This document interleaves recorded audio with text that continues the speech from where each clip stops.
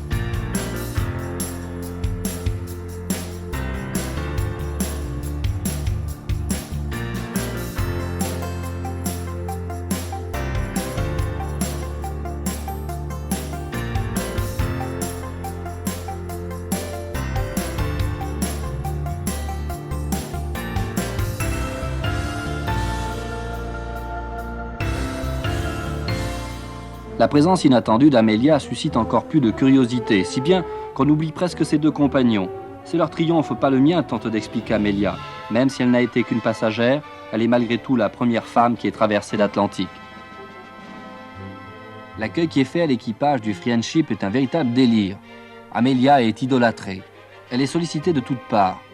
Elle fait des conférences à travers tous les États-Unis. Au cours de ces conférences, elle ne cesse de répéter que l'aviation concerne aussi la femme et qu'il n'est pas difficile d'apprendre à piloter. George Putnam, le célèbre éditeur, lui propose d'écrire un livre.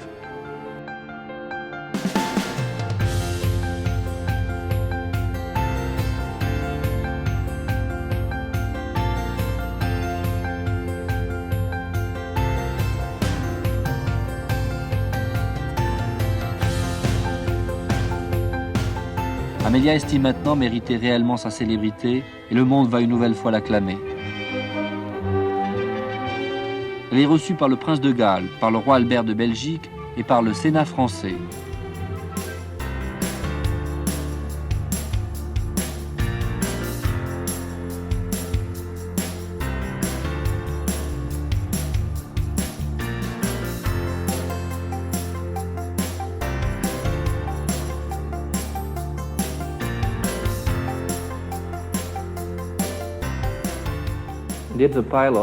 Est-ce que les premières femmes pilotes étaient bien accueillies? Oui, pour différentes raisons. D'abord, ils se servaient des femmes pour faire de la publicité pour l'aviation.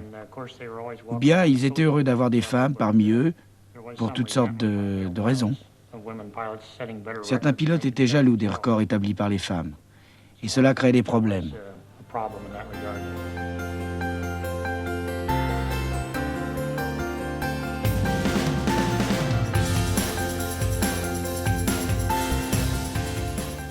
Le 2 juillet 1937, un mois après leur départ, Amelia et son compagnon doivent accomplir l'étape la plus longue de ce tour du monde.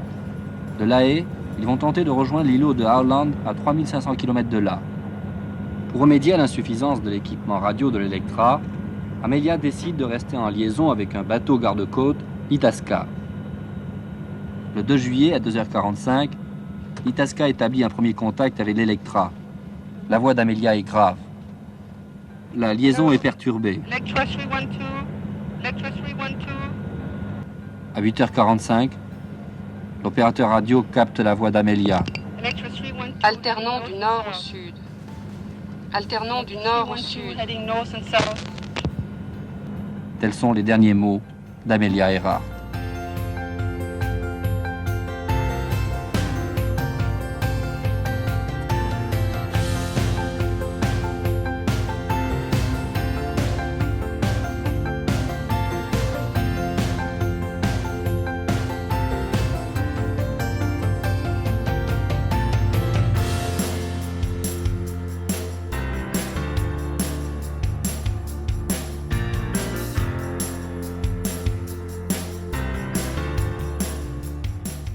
Je crois qu'on accorde à ma traversée une valeur qu'elle n'a pas.